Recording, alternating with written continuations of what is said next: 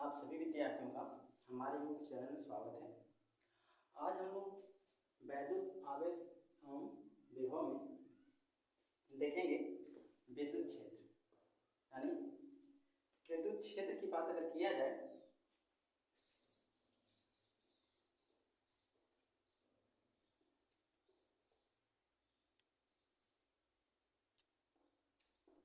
विद्युत क्षेत्र electric field, तो बताया जाता है कि प्रत्येक आवेश के चारों ओर का वह क्षेत्र जिसमें कोई एक अन्य आवेश को रखने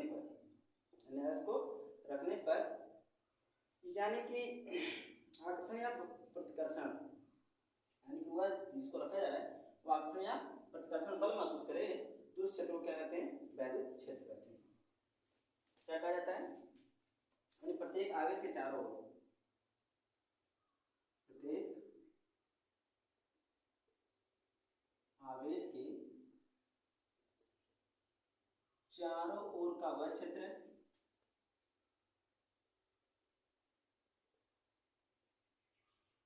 जिसमें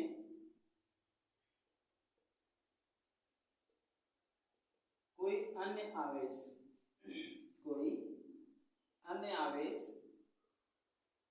रखने पर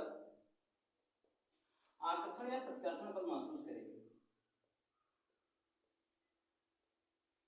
या प्रतिकर्षण बल महसूस करे,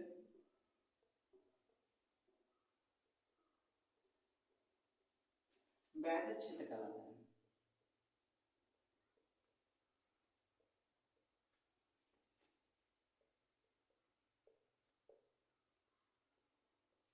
यानी कि बताया गया कि प्रत्येक आवेश के चारों ओर का वह क्षेत्र जिसमें किसी अन्य आवेश को रखने पर, जिसमें किसी एक दूसरे अन्य आवेश को, जिसमें किसी अन्य कोई आवेश या कोई दूसरा आवेश रखने पर आकर्षण या प्रतिकर्षण बल महसूस करे, वह क्षेत्र क्या कहलाएगा? विद्युत क्षेत्र कहलाता है। यानी कि विद्युत क्षेत्र है क्या? तो बताया गया कि प्रत्येक आवेश के चारों ओर का वह क्षेत्र है जिसमें कोई दूसरा किसी दूसरे आवेश को रखने पर उस पर आकर्षण या प्रतिकर्षण बल महसूस हो, तो उस क्षेत्र को क्या कहते हैं? वैद्युत क्षेत्र कहते हैं। यानी कि वैद्युत क्षेत्र की बात कर लें तो दिशा की बात करते हैं जब हम लोग, तो वैद्युत क्षेत्र की दिशाएं दो प्रकार निर्धारित की जाती हैं। यानी कि वैद्युत क्षेत्र रेखाएं, अगर ये केंद्र हो गया, वैद्युत क्षेत्र रेखाएं अगर यहाँ पर आवेश रखा जाए और यहाँ से किधर बाहर की ओर चलती है, अगर देखा जाए तो यानी कि धनात्मक आवेश है। कौन सा आवेश है? तो तीव्रता जो है ये वेक्टर ई हो गई, आवेश क्या हो गया? इसका क्यू हो गया। और विद्युत क्षेत्र की दिशा आवेश से बाहर की ओर होगी। आवेश क्या होगी? बाहर की ओर होगी, क्योंकि जो आवेश हमारा है ये कैसा है? धनात्मक है। अगर दिया गया आवेश क्या है? धनात्मक है, तो वैद्युत क्षेत्र की दिशा केंद्र से किधर होगी? बाहर की ओर होगी। अब वहीं पर बात कर लें, अगर जो हमारा आवेश है, तो वैद्युत क्षेत्र की जो दिशा होगी वो बाहर से किधर होगी? केंद्र की ओर होगी, बाहर से केंद्र की ओर होगी। तो वैद्युत क्षेत्र की दिशा को क्या ज्ञात किया जा सकता है? उनके दिए गए आवेश के माध्यम से। अगर आवेश धनात्मक है तो वैद्युत क्षेत्र की दिशा केंद्र से बाहर की होगी, और यदि आवेश ऋणात्मक होता है तो ऐसे दशा में वैद्युत क्षेत्र की जो दिशा है वह बाहर से केंद्र की ओर होगी। अब हम लोग बात करेंगे कि बिंदु आवेश के कारण विद्युत क्षेत्र की तीव्रता।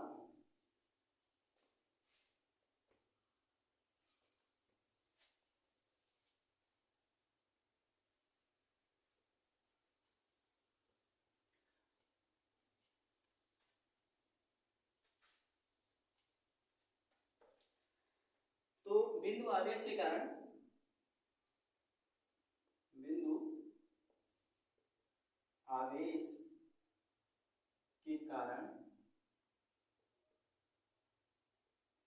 वैद्युत क्षेत्र की तीव्रता,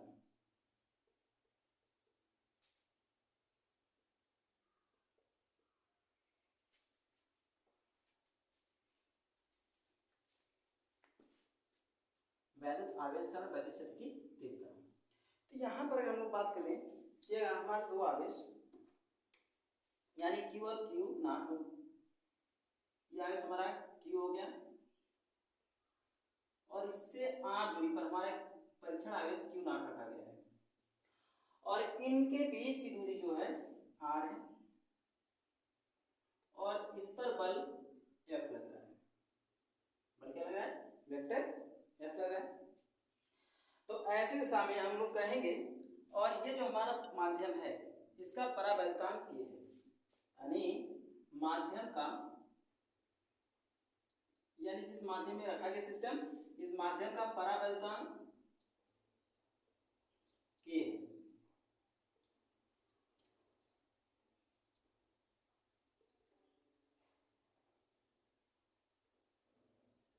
यानी जिस माध्यम में रखा गया है उस माध्यम का परावैद्युतांक क्या हो गया? K हो गया।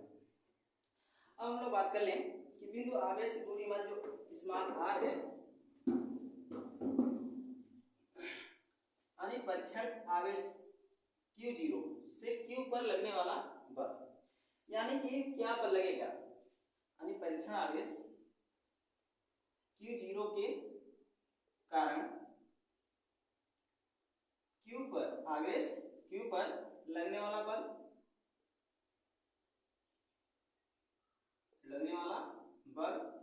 F बराबर, यानी कूलाम के नियमानुसार क्या होता है? कूलाम का नियम कहता है कि यदि दो बिंदु आवेश एक दूसरे से r दूरी पर रखे गए हैं तो उनके बीच लगने वाला आकर्षण या प्रतिकर्षण बल उन दोनों आवेशों के गुणनफल के समानुपाती तथा उनके बीच की दूरी के वर्ग के व्युत्क्रम अनुपाती होती है। अर्थात हम जो यहाँ पर बल ज्ञात करेंगे किसके नियम से? कूलाम के नियम से। अर्थात F बराबर 1/4 pi epsilon 0 K into Q not बटे r स्क्वायर, ये हमारा होगा समीकरण। अब इसके बाद बात कर लें वैद्युत क्षेत्र की तीव्रता की। तो कहा गया कि वैद्युत क्षेत्र की तीव्रता यानी कि वह वैद्युत क्षेत्र जिसमें कि यानी क्या किया जाए, वैद्युत का प्रभाव महसूस किया जाता है, वो वैद्युत क्षेत्र कहलाता है। अब इसकी तीव्रता की रही बात, तो इसकी तीव्रता को यानी कि E से निरूपित करते हैं। किससे निरूपित करते हैं? E से। और तीव्रता कहा गया कि बल के कारण, यानी वैद्युत क्षेत्र की तीव्रता की हम लोग बात कर लें, वैद्युत क्षेत्र की तीव्रता यानी परीक्षण आवेश के कारण महसूस किए जाने वाला बल ही क्या कहलाता है? वैद्युत क्षेत्र की तीव्रता कहलाता है। तो वैद्युत क्षेत्र की तीव्रता हमारी E हो गई, क्या हो गई? E हो गई। और परीक्षण आवेश की बात करें तो परीक्षण आवेश क्या हो गया? Q हो गया। अर्थात E बराबर वेक्टर F बाई Q0, यानी बल बटे परीक्षण आवेश। ऐसे भी कह सकते हैं वैद्युत क्षेत्र की तीव्रता जो होती है, यानी किसी माध्यम में रखे गए परीक्षण आवेश था उसके कारण दूसरे आवेश पर लगने वाले बल के अनुपात को, यानी बल तथा परीक्षण आवेश के अनुपात को वैद्युत क्षेत्र की तीव्रता कहा जाता है। अब हम लोग बात करें तो यहाँ पर F की जगह आपका क्या करेंगे? समीकरण 1 से मान रखेंगे, तो क्या आ जाएगा? यानी 1/4 pi epsilon 0 K into Q0 बटे r स्क्वायर, और बटे क्या हमारा लगा है? परीक्षण आवेश Q0 लगा है, तो बटे हो गया Q0 यानी Q नॉट। अब यहाँ पर हम भाग करें Q नॉट से Q नॉट क्या हो गया? कैंसिल हो गया, यानी कट गया। अब बचा क्या? यानी E equal to 1/4 pi epsilon 0 K into Q बटे r स्क्वायर। तो ये क्या हो गया? ये हो गया वैद्युत क्षेत्र की तीव्रता। अब यदि जो माध्यम हमारा यानी कि बाह्य निर्वात हो, क्या हो? माध्यम अगर हमारा, यदि माध्यम क्या हो? बाह्य निर्वात हो, तब K का मान कितना होता है? 1 होता है। बाह्य निर्वात के लिए K का मान कितना होता है? 1 होता है। इसलिए E बराबर मिल जाएगा 1/4 पाई एप्सिलॉन 0 इंटू Q बटे r स्क्वायर। यानी कि इस तरह हम लोगों ने देखा कि वैद्युत क्षेत्र की तीव्रता क्या होती है। अब हम लोग बात करेंगे इसके मात्रक की, यानी कि यहाँ पर अगर हम मात्रक की बात कर लें तो वैद्युत क्षेत्र की तीव्रता का जो मात्रक होता है, ठीक है,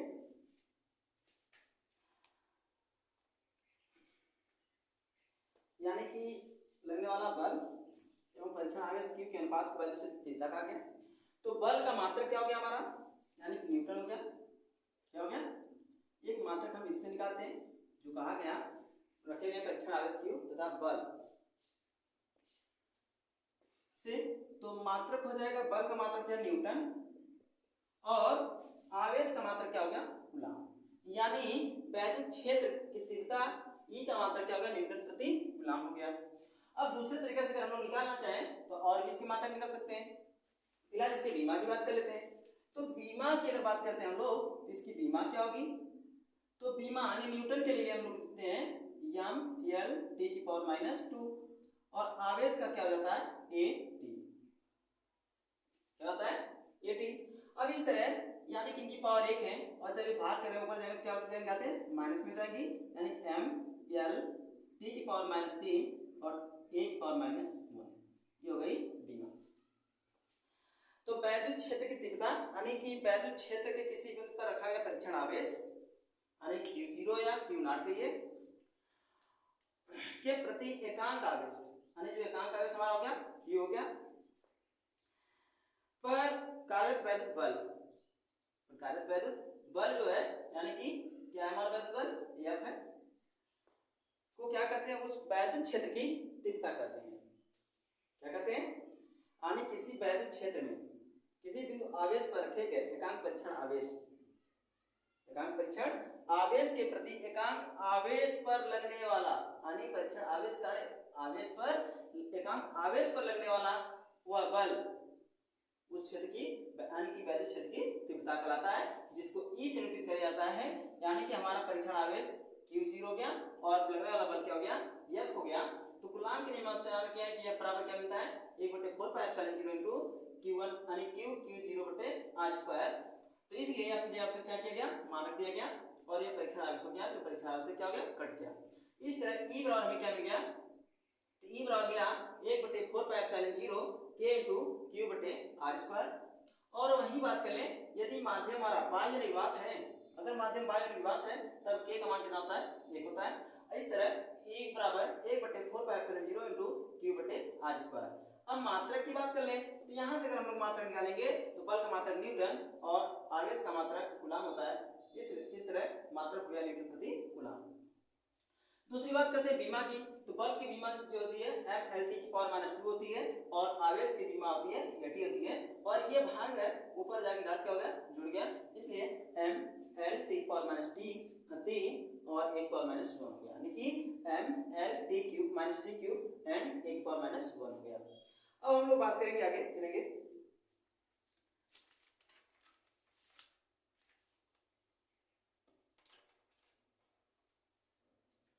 तो हमारा गया क्या यानी वैद्युत क्षेत्र की तीव्रता।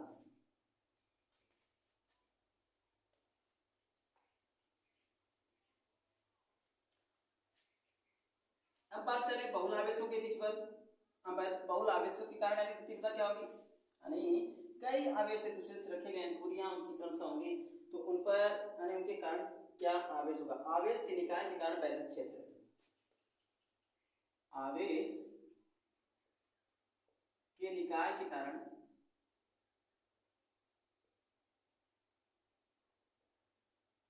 क्षेत्र, यानी ऐसा तो है नहीं कि निकाय बनाएगा कोई एक आवेश रखने पे निकाय बनेगा, यानी कि आवेश का निकाय का मतलब हुआ ऐसे कई आवेश रखे गए होंगे उनके बीच अनेकों दूरियां होंगी, क्या होंगी अनेकों दूरियां होंगी, तो अलग अलग आवेशों के यानी कि तीव्रता निकाल करके और करना क्या होगा उन सभी तीव्रताओं का हमें योग निकाल लेना होगा, तो क्या हो जाएगा आवेश के निकाय के कारण वैद्युत क्षेत्र की तीव्रता हमें मिल जाएगी। तो चलिए हम बात करते हैं, ये हमारा एक निकाय बन रहा है, ये हमारा y अक्ष, ये क्या हो गया x अक्ष, ये क्रमशः आवेश हुए, ये हमारा Q1 हो गया, ये Q0 हो गया और ये Q2 हुआ और ये Q3 हो गया। इनके बीच की दूरियां क्रमशः vector r1, vector r2, vector r3, vector r4। अब एक यानी परीक्षण आवेश Q0 के कारण Q1 पर लगने वाला यानी Q0 कारण Q पर आरोपित बल या इसके कारण इस पर लगने वाले यानी इसकी जो तीव्रता होगी वह देखा जाएगा। तो यानी एक परीक्षण आवेश के कारण इस परीक्षण आवेश कारण इन पर कितनी यानी कितना वैद्युत क्षेत्र महसूस किया जाएगा, कितना इस पर बल कार्य करेगा, इसकी हम लोग क्या करेंगे, गणना करेंगे। यानी माना निकाय के आवेश क्रमशः Q1 Q2 Q3 dot Qn है। बिंदु जो कि यानी स्थिर सदिश vector r1 r2 r3 dot rn पर रखे गए हैं और बिंदु आवेश के कारण यानी बिंदु आवेश के कारण किसी बिंदु P पर वैद्युत क्षेत्र की तीव्रताएं क्रमशः E1 E2 व डॉट En है। इस कारण यानी परिणामी वैद्युत क्षेत्र की तीव्रता हम लोग लेंगे। यानी क्या माना वैद्युत आवेश क्रमशः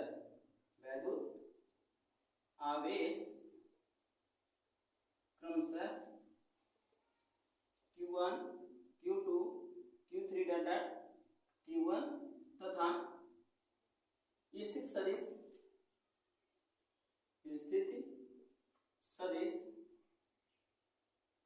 क्रमशः vector r1 vector r2 vector r3 dot vector rn।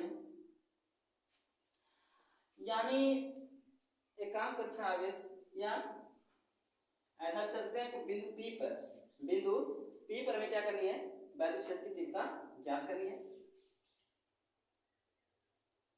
बिंदु P पर परिणामी तीव्रता ज्ञात करनी है।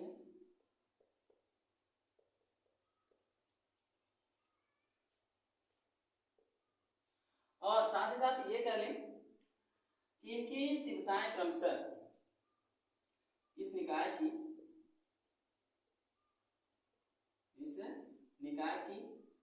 तीव्रताएं क्रमशः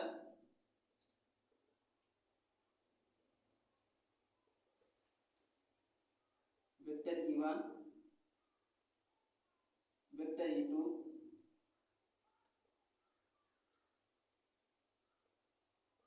वेक्टर 3 व वेक्टर En। तब परिणामी तीव्रता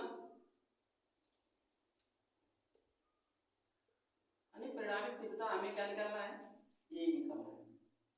क्या हो जाएगा, vector E1 plus vector E2 plus dot vector En।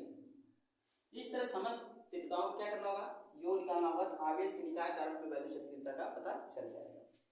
तो चलिए हम लोग बात करते हैं। यानी यहाँ पर E बराबर क्रमशः के मान देंगे हम लोग, यानी 1/4 pi epsilon 0 K into Q0 बटे R square plus 1/4 pi epsilon 0 K into Q1 बटे R square plus dot plus 1/4 pi epsilon 0 K into Qn बटे RN स्क्वायर। अब यहाँ पर देखा जाए 1/4 पाई एप्सिलॉन 0 के क्या है, कॉमन है। इस तरह हम लोग करेंगे क्या, यानी 1/4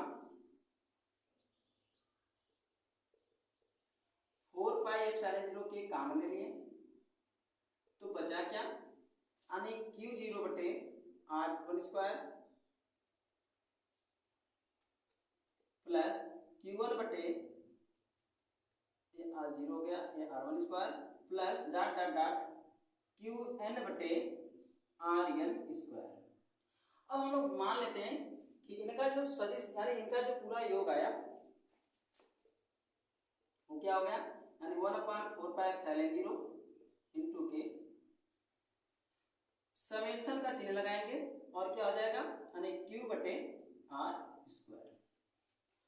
तो अब यहाँ पर हम लोग बात कर लें तो यानी पूरा का पूरा जो आया ये Q बटे R स्क्वायर, इन सभी का क्या हो गया, योग हो गया।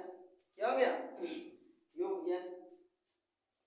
और साथ ही साथ ये हमारा क्या हो गया, कॉमन हो गया। तो अब इस तरह हम लोग बात कर सकते हैं कि ये क्या हो गया, निकाय के कारण क्या हो गया, वैद्युत क्षेत्र है। ठीक है, यानी कि कितने हैं, तो n है और ये हो गए। इस तरह आवेश के निकाय का क्या हो गई, क्षेत्र की तीव्रता हो गई। अब हम लोग आगे बढ़ते हैं। विद्युत क्षेत्र देखा नहीं, बल्कि हम लोग देखते हैं महत्वपूर्ण पॉइंट है क्या उनको देखते चलेंगे। तो अगला हमारा महत्वपूर्ण टॉपिक होगा यानी कि अक्षीय निरक्षीय स्थिति में विद्युत क्षेत्र की तीव्रता, तो इसको देखा जाता है।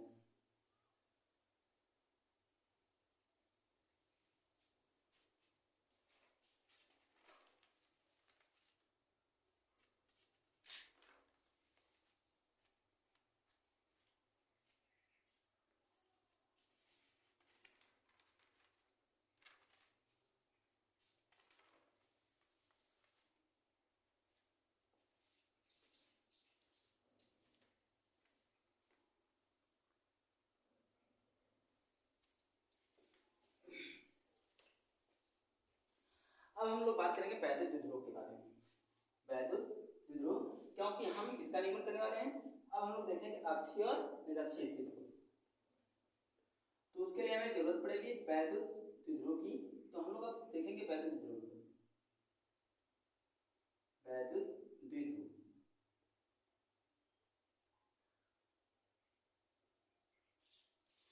यानी कि अगर बात किया जाए वैद्युत द्विध्रुव की, तो दो समान परिमाण के परंतु विपरीत आवेश, विपरीत प्रकृति के बिंदु आवेशों को जब अत्यंत निकट रखा जाए तो जो निकाय बनेगा उसे क्या कहेंगे, वैद्युत द्विध्रुव कहेंगे। यानी दो समान परिमाण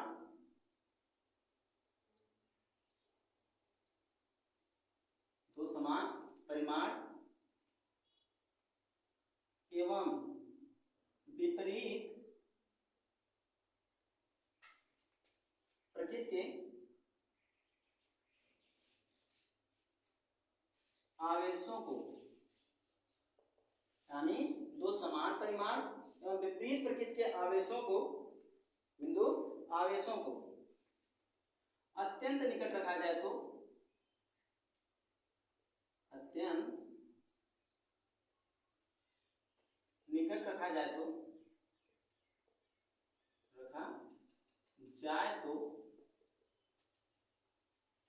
क्या कहलाते हैं, वैद्युत द्विध्रुव कहलाते हैं। यानी अत्यंत निकट रखे जाने पर बना निकाय, अत्यंत निकट रखा जाए तो बना निकाय क्या कहलाएगा, वैद्युत द्विध्रुव कहलाता है, वैद्युत द्विध्रुव कहलाता है।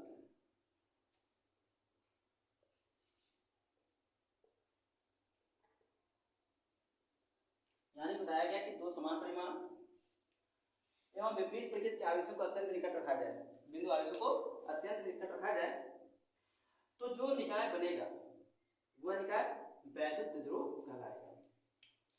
अब जैसे हम लोग बात करें, इसके उदाहरण की बात करें, तो यानी कि ऐसे अणु जिनको अगर हम लोग वियोजित कराएं, क्या करें, तो वे दो अलग अलग प्रकार के आयन देते हो, जिनमें दो ध्रुव पाया जाता हो। जैसे HCl को देखा जाए तो HCl जब टूटता है तो H प्लस और Cl माइनस देता है। तो यहाँ पर देखा जाए दो ध्रुव हैं, ये धनात्मक, इसका वाले कैसा है, ऋणात्मक है। दूसरी बात हम लोग कर लें H2O की, तो ये क्या होगा, H प्लस और OH माइनस देता है। NaCl की बात कर लें तो NaCl जब टूटेगा तो Na प्लस और Cl माइनस देता है। NH4Cl की बात करें तो ये टूटने पर NH4 प्लस Cl माइनस देता है। तो इस तरह देखा जाए तो कैसे अणु है, द्विध्रुव अणु है। कौन से अणु है, द्विध्रुव अणु है। यानी जब वियोजित हो रहे हैं, क्या हो रहे हैं, वियोजित हो रहे हैं, तो दो यानी कि परिमाण इनका समान है लेकिन आवेश क्या है, भिन्न भिन्न है। यानी हाइड्रोजन पर एक आवेश है तो क्लोरीन पर भी क्या है, एक आवेश है, लेकिन हाइड्रोजन प्लस आवेश है और क्लोरीन भी क्या है, माइनस आवेश यानी ऋण आवेश है। इस तरह तो यही बताया गया कि अगर इस तरह का निकाय बनता है तो ऐसे निकाय को वैद्युत ध्रुव कहते हैं। यानी दो समान परिमाण एवं विपरीत आवेश के अत्यंत निकट रखे जाने पर जो वैद्युत निकाय बनेगा, वैद्युत क्षेत्र में जो निकाय बनेगा वह निकाय वैद्युत ध्रुव कहलाएगा। क्या कहलाएगा, वैद्युत ध्रुव कहलाएगा। अब हम लोग हम लोग देखेंगे वैद्युत ध्रुव आघूर्ण। क्या देखा जाएगा?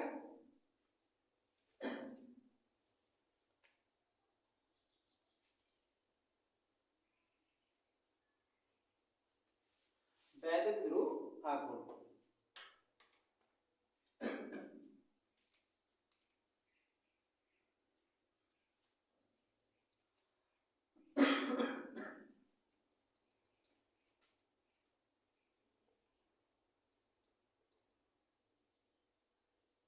जब वैद्युत ध्रुव आघूर्ण की बात की जाए तो बताया गया किसी वैद्युत ध्रुव का आघूर्ण, किसी वैद्युत ध्रुव का आघूर्ण,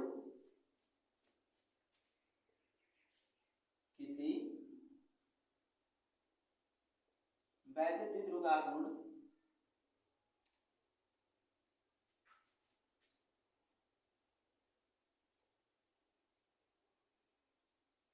किसी वैद्युत ध्रुव का आघूर्ण उसके एक आवेश, उसके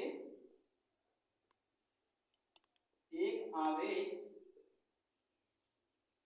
एवं उसके एक आवेश का परिमाण तथा उनके मध्य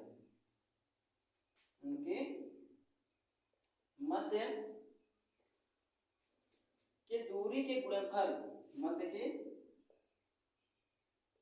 दूरी के गुणनफल के बराबर होता है।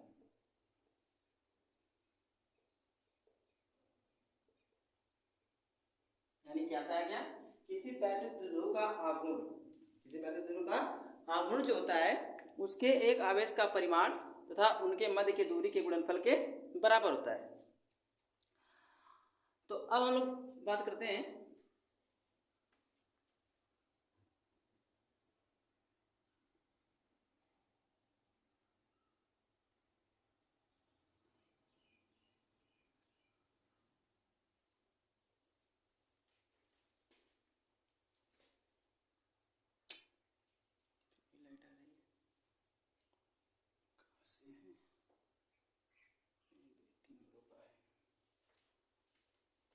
तो देखिए यानी वैद्युत ध्रुव जो है, वैद्युत ध्रुव आघूर्ण, वैद्युत द्विध्रुव आघूर्ण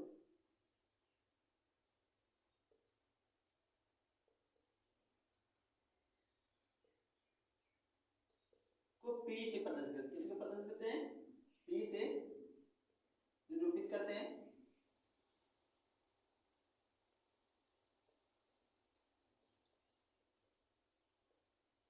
किससे निरूपित करते हैं? P से। यदि आवेश Q तथा दूरी R हो, दूरी L हो, दूरी क्या हो? L हो तो यानी यदि आवेश क्या हो? Q तथा इनके बीच दूरी क्या हो? L हो, तब देखा जाए तो हमारा ये दो आवेश हो गया, एक यहाँ पर एक है यहाँ पर, ये हमारा प्लस आवेश हुआ, ये हो गया हमारा माइनस आवेश और इसका मध्य बिंदु हो गया। और आवेशों के बीच की दूरी तथा उनके मध्य दूरी के गुणनफल यानी मध्य दूरी यानी प्लस Q और माइनस Q के बीच की दूरी, तो ये क्या हो गया? यहाँ से यहाँ तक मध्य दूरी L हो गई, यहाँ इनके मध्य की, और इधर से L हो गया। इस तरह देखा जाए दोनों आवेशों के बीच दूरी क्या हो गई? 2L। और यह बिंदु हमारा क्या हो गया? P।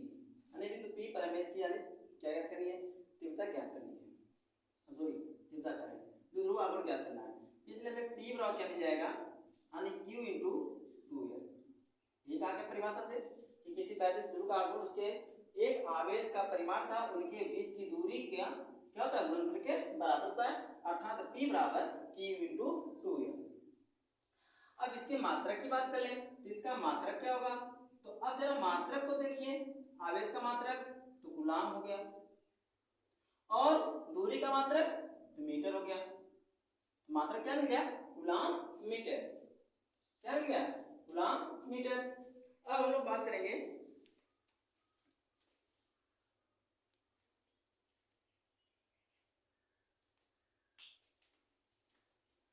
हमारी अगली टॉपिक होगी वैद्युत ध्रुव के कारण क्षेत्र। वैद्युत ध्रुव के कारण क्षेत्र।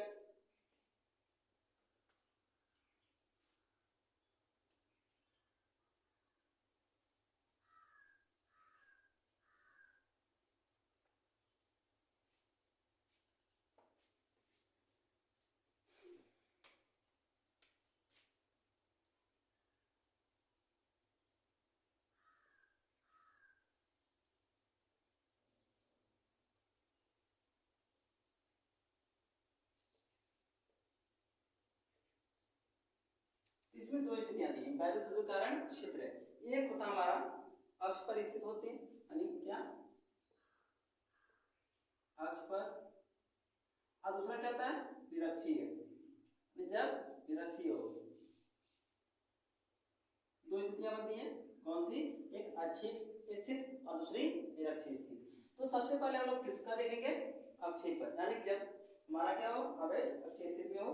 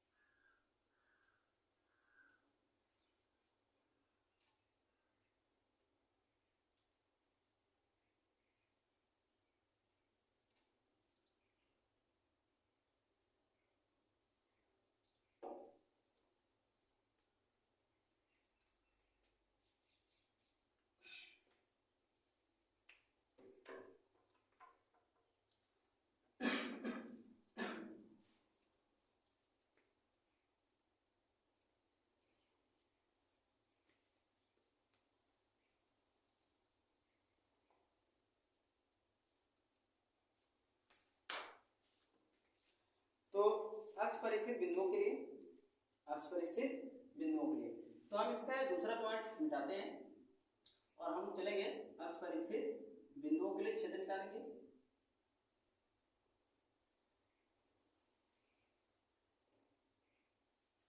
अक्ष पर स्थित बिंदुओं के लिए, तो जब अक्ष पर स्थित बिंदुओं के लिए निकालेंगे तो हम लोग यानी कि दो बिंदु लेंगे, बिंदु ए और बिंदु बी।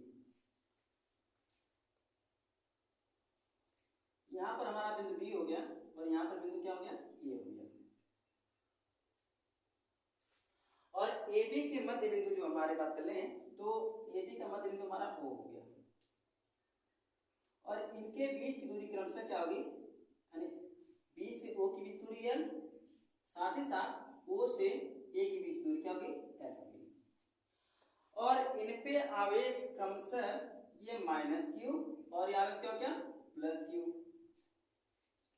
अब देखा जाए एक इससे कुछ दूरी बिंदु पी है, यानी इससे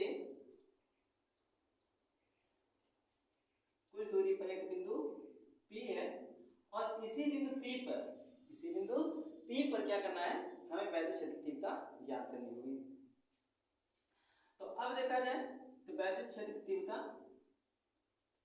यानी वेक्टर ही हो गई, क्या हो गई, वेक्टर ही।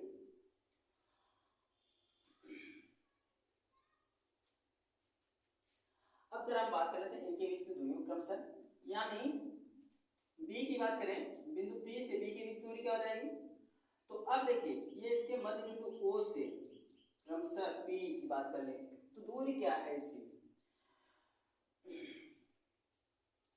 यानी कि मध्य बिंदु ओ से पी के बीच की दूरी आर है। अगर ओ और पी के बीच दूरी आर है तो ए से पी के बीच दूरी क्या होगी, तो ए से पी के बीच दूरी निकालने के लिए करना क्या होगा, आर माइनस यल करना होगा। क्या करना होगा, आर माइनस यल करना होगा। साथ ही साथ बी से पी के बीच दूरी क्या होगी, तो इतना दूरी एल है और इधर क्या है आर है, इसलिए यहां से लेकर के यहां तक की जो दूरी हो जाएगी यानी बी तक की जो दूरी पूरी मिलेगी हमको, ये क्या हो जाएगी, तो कहेंगे आर प्लस यल हो जाएगी। क्रमशः आवेश यानी कि आवेश माइनस क्यू जो है बिंदु बी पर रखा गया है, प्लस आवेश बिंदु ए पर रखा गया है, और इनका मध्य बिंदु ओ है, और बिंदु पी पर हमें वैद्युत क्षेत्र की तीव्रता ज्ञात करनी है, जिसकी तीव्रता क्या है, वेक्टर ए है। अब ए से बिंदु पी के बीच दूरी यानी कि ओ से पी के बीच दूरी जो है आर है, तो इनके बीच दूरी अगर हमें निकालना है तो आर से क्या करना होगा, एल घटा लेना होगा। दूसरी बात, अगर ओ से पी से ओ के बीच दूरी क्या है, आर है, तो इधर कितना दूरी बच रही है, एल, यानी पी से पी के बीच दूरी क्या मिल जाएगी, आर प्लस एल। तो अब देखें कि हम लोग दो आवेश हमारा है, एक प्लस क्यू है, दूसरा क्या है, माइनस क्यू है।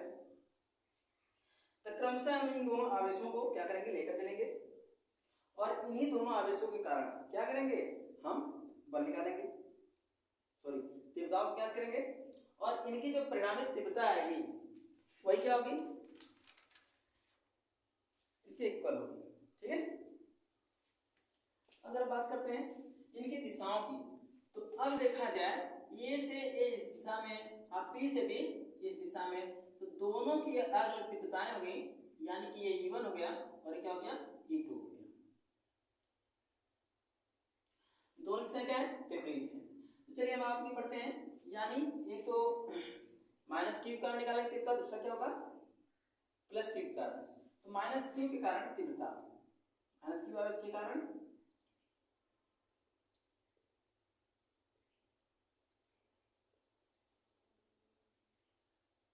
माइनस क्यू आवेश का तीव्रता हम लोग लिखेंगे, यानी कि इधर हमारी तीव्रता क्या हो गई, E2 क्या होगी,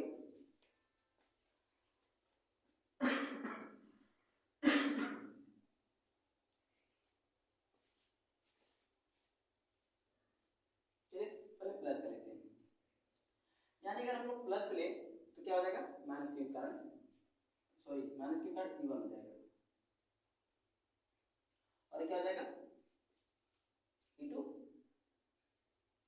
ये इससे इधर दिशा में लग रहा है और ये चूंकि ये इस दिशा में लग रहा है, यानी कि हम लोग यहाँ पर क्या करेंगे, तीव्रता निकालेंगे कौन सा, तो तीव्रता हमारी क्या क्या होगी, यानी कि E1 पर क्या निकालते हैं, E1 को, E1 बराबर 1/4 पाई एप्सिलॉन 0 के इनटू आवेश हमारा क्या है, यानी कि Q बटे, यानी क्या प्लस वाला, और दूरी इनके बीच की क्या गई, R minus L, R minus L का स्क्वायर, सॉरी एल है, यानी सबसे पहले हम किस आवेश के कारण चल रहे हैं, प्लस क्यू आवेश के कारण तीव्रता निकाल रहे हैं, यानी E1 बराबर क्या हो गया, तो वेक्टर E1 बराबर हो गया 1/4 पाई एप्सिलॉन 0 के इनटू Q बटे R माइनस एल का स्क्वायर। और अब माइनस क्यू आवेश के कारण, माइनस क्यू आवेश के कारण तीव्रता निकाल रहे हैं। अब इसके कारण तीव्रता हम क्या ले लेंगे, वेक्टर E2 ले ले रहे हैं, क्या होगा हमारी वेक्टर E2 जो इस दिशा में, इसके लिए क्या हो जाएगा, 1/4 पाई एप्सिलॉन 0 के इनटू Q बटे, इसकी दूरी क्या है, R प्लस एल की है, यानी R प्लस एल का स्क्वायर। अब क्या निकालेंगे, परिणामी तीव्रता निकालेंगे, तब परिणामी तीव्रता, परिणामी तीव्रता यानी E बराबर, तो vector E1 plus vector E2, चूंकि दिशाएं विपरीत हैं, यहां लिख दें,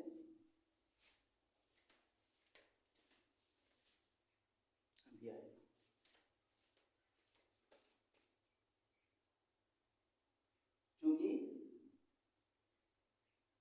दिशाएं विपरीत हैं,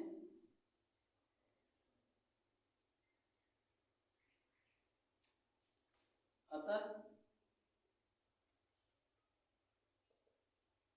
E बराबर vector E1 minus vector E2 हो जाएगा, यानी कि एक प्लस दिशा में एक माइनस दिशा में हो गया, विपरीत है क्या हो जाएगा, घट जाएगा। अब इनके मान क्रम से यहाँ पर रख दिया जाए, यानी E बराबर 1/4πε0 इंटू Q/R-L का square minus 1/4πε0 K into Q/R+L का स्क्वायर। मान रख दिया गया। यहाँ पर कॉमन की अगर हम बात कर लें तो Q/4πε0 K है, कॉमन मिल गया आपको, यानी E बराबर Q/4πε0 K। तो यहाँ पर क्या मिला, 1/R-L का स्क्वायर माइनस 1/R+L का स्क्वायर। अब इसे हम लोग हल करेंगे, यानी E बराबर Q/4πε0 के इंटू, अब एलसीएम ले लिया जाए R-L का स्क्वायर का एवं R+L के स्क्वायर का। तो जैसे हम लोग एलसीएम लेंगे तो गुणा के रूप में ले लेंगे, इससे भाग करें क्या कटा, R-L का स्क्वायर कट जाएगा, बचा क्या R+L का स्क्वायर माइनस इस वाले से भाग करेंगे तो ये वाला भाग कट जाएगा, बचा क्या R-L का स्क्वायर, R-L का स्क्वायर। और इसको हल कर दिया जाए तो Q/4πε0 के इंटू, जरा हम विस्तार करके हल करके आपको जोड़ कर दिखाने घटा कर दिखाते हैं, इसके बाद बात करते हैं। तो ये हो गया a+b का होल स्क्वायर, किसका a+b का होल स्क्वायर पे आ गया, यानी a² + b² + 2ab। दूसरा क्या हो गया, a - b का स्क्वायर हो गया, यानी a² + b² - 2ab, इन्हीं का रूप है। अगर हम इसको जोड़ देते हैं यानी घटा देते हैं, यानी प्लस वाले में से माइनस वाले को, तो क्या घटा चिन्ह बदल जाता है, ये माइनस ये माइनस से क्या हो गया प्लस, यानी ये वाले पोर्शन क्या हो गए कट गए, तो क्या बचा, दोनों प्लस हो गया ना, राइट। इस तरह हम क्या करेंगे, यानी R+L का स्क्वायर करेंगे तो हो जाएगा R² + L² अब प्लस 2RL। दूसरा वहीं पर करेंगे R-L का स्क्वायर,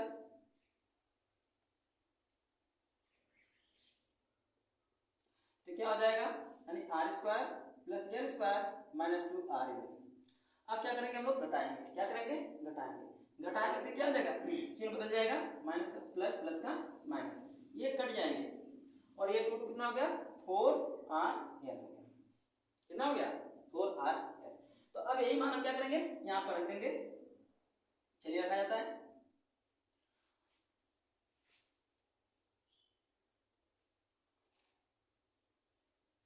और स्वाभाविक है कि आप लोग कक्षा 12वीं के छात्र हैं और बीजगणितीय जोड़ घटाना गुणा भाग तो आपको बताने की जरूरत नहीं है, इसलिए हमें क्या मिल गया यहाँ पर, यानी 4RL।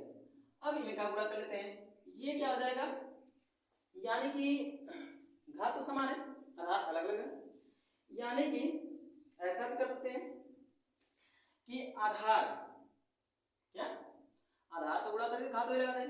नियम क्या कहता है कि 1 घात m गुणे b की घात m बराबर a गुणे b पूरे घात m। इस तरह का हम गुणा कर ले रहे हैं, r का r में हुआ तो r² माइनस का प्लस है तो माइनस, l का l में तो l², घात क्या हो गई 2 हो गई, ठीक है। अब हम लोग आगे बात करें तो अगर यानी पहले हल कर लिया जाता है, e बराबर क्या मिल गया Q/4πε0 K इंटू 4RL अपान इसका बड़ा हुआ R⁴ माइनस L की घात 4, या भी सीधे लिख दिया जाए, यहां पर देखा जाए तो R की अपेक्षा L क्या है, वो छोटी दूरी है, एक स्टेप पहले कम कर दिया जाए, उसके बाद और सॉल्यूशन बनाना थोड़ा जाएगा, यानी कि R² is more greater than R² is more greater than L², यानी कि R² यानी R जो है, पहले तो R की बात कर लें, R is more greater than L, जब R L से क्या है बड़ा है, तो जब वर्ग करेंगे तो और बड़ा हो जाएगा, 4 घात करेंगे तो बहुत बड़ा हो जाएगा, यानी L बहुत छोटा है, यानी R² is more greater than L², hence its leg, यानी कि आर स्क्वायर एल स्क्वायर से बहुत बड़ा है, अतः एल स्क्वायर को क्या करने पर, छोड़ने पर,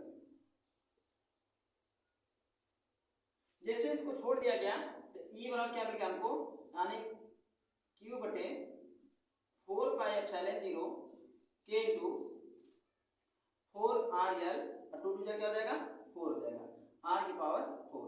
ये से घात इससे कट गई तो बचा क्या, यानी ई इक्वल टू क्यू बटे 4 pi epsilon 0 into 4 r, sorry r cut चुका है, 4 एल अपान आर क्यू। अब देखिए 4 एल को हम लोग क्या लिख सकते हैं, यानी 4 एल को हम लोग लिखें 4 इंटू एल को, तो क्या 2 इंटू 2 एल लिख सकते हैं, 2 इंटू 2 एल। तो 4 एल हमने लिख दिया किसके रूप में, 2 इंटू 2 एल के रूप में, इसलिए हमें क्या मिल गया, यानी ई इक्वल टू, ये क्यू के साथ कर ले रहे हैं, 1 बटे 4 पाई एप्सिलॉन 0 के into q into 2 l into 2 upon r q. अब जरा बात कर ले, पी बराबर क्या मिला था, वैद्युत ध्रुव आघूर्ण, तो वैद्युत ध्रुव आघूर्ण हमें मिला था, यानी कि पी बराबर होता है क्यू इंटू 2 एल। अब जहां पर ये शब्द हमें मिल रहा है, यानी ये तो हम बात कर लिए, अलग होगी हमारी बात, इसको यहां से हटाइए, तो समझने के लिए था, तो इसको हम लोग लिख देंगे अब ई बराबर 1 बटे 4 पाई एप्सिलॉन 0 के इंटू पी बटे, ये पूरा क्या बन गया 2p, क्योंकि ये 2 है, 2p बटे आर क्यू। तो ये हो गया, यानी अक्षीय स्थिति के लिए क्या, वैद्युत क्षेत्र की तीव्रता हो गई। कहा गया वैद्युत ध्रुव के कारण अक्ष पर बिंदुओं के लिए यानी वैद्युत क्षेत्र की तीव्रता। तो किया क्या गया, दो बिंदु ए और बी लिया गया, जिससे आर दूरी पर, जिससे आर दूरी पर बिंदु पी लिया गया, और इसी बिंदु पी पर हमें इसकी परिणामी तीव्रता ज्ञात करनी है। और बताया गया ए और बी का मध्य बिंदु क्या है, ओ है, ओ से बी के बीच दूरी एल तथा ओ से ए के बीच दूरी एल है। बी पर माइनस क्यू आवेश था, ए पर प्लस क्यू आवेश है। अगर हम लोग बात कर लें बिंदु ओ से ए के बीच की दूरी, सॉरी बिंदु ओ से क्या बोलते हैं, हाँ बिंदु ओ से बी के बीच दूरी क्या कहा गया, आर कहा गया, और ओ से ए के बीच दूरी एल कहा गया। अगर ए से पी के बीच दूरी निकालना हो तो करना क्या होगा, आर में से एल को माइनस कर देना होगा। और साथ ही साथ अगर बी से पी के बीच दूरी निकालना है तो ओ तक तो आर है और ओ से बी के बीच दूरी एल है, अर्थात दोनों दूरियों को जोड़ दें तो क्या मिल जाएगा हमको, यानी कि पी से बी के बीच दूरी हो गई। अब कहा जाए बिंदु पी पर, यानी प्लस ए के कारण जो तीव्रता महसूस हो रही है इसकी दिशा इस दिशा में, और बी से इधर की दिशा में तीव्रता हो रही है, तो दोनों दिशाएं क्या दूसरे के विपरीत हो गई, यानी प्लस क्यू आवेश के कारण तीव्रता E1 बराबर 1 बटे 4 पाई एप्सिलॉन 0 के इंटू क्यू बटे आर माइनस एल का स्क्वायर, यानी दूरी है वही।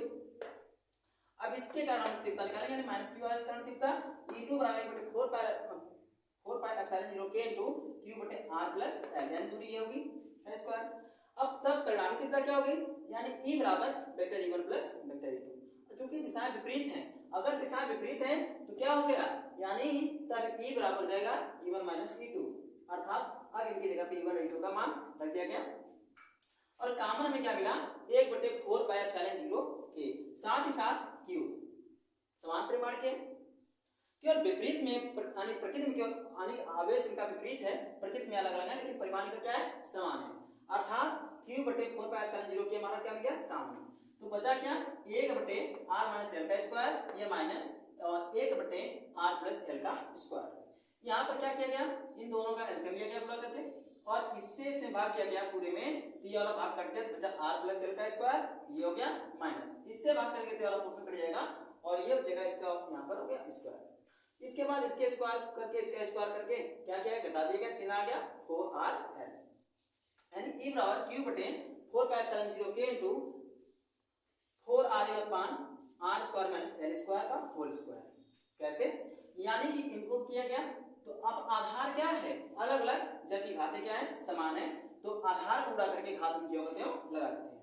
तो r गुणा r में तो r² minus plus minus l का गुणा l में l² हो गया और का होल स्क्वायर। अब r² चूंकि r² l² के पीछे बहुत बड़ा है, अतः l² को छोड़ने पर जैसे हम लोग छोड़ देंगे तो क्या हो जाएगा 2 2 जा 4 यानी r की पावर 4 हो गई, एक r से एक r क्या हो गया कट गया। इस तरह हमें क्या मिल गया, यानी कि e बराबर q बटे 4πε0 k इंटू 4l बटे r क्यूब। अब 4l को क्या किया गया 2 इंटू 2l में लिख दिया गया, यानी 2 गुणे 2l में कर दिया गया, और यह q है, ये q गुणे 2l को क्या कहा जाता है p कहा जाता है। क्या कहा जाता है, तो यानी q गुणे 2l की जगह क्या लिख दिया p लिख दिया, और ये 2 बचा हुआ है। e बराबर 1 बटे 4πε0 k इंटू 2p अपान r क्यूब मिल गया।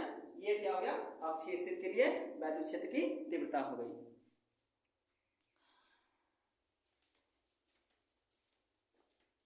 बाकी हम लोग बात करते हैं अब निरक्षीय स्थिति की। तो निरक्षीय स्थिति के लिए जब देखेंगे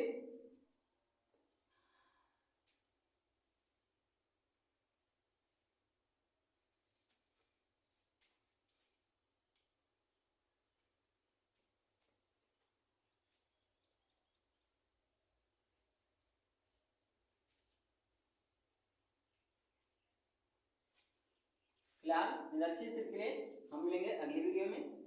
तब तक के लिए आप लोग मस्त रहिए, स्वस्थ रहिए और पढ़ाई लिखाई में व्यस्त रहिए। अगर हमारी वीडियो आपको पसंद आए तो प्लीज लाइक कमेंट सब्सक्राइब और शेयर करना ना भूलें। हम आपको प्रतिदिन अच्छे से अच्छे क्वालिटी की वीडियो प्रदान करेंगे। धन्यवाद।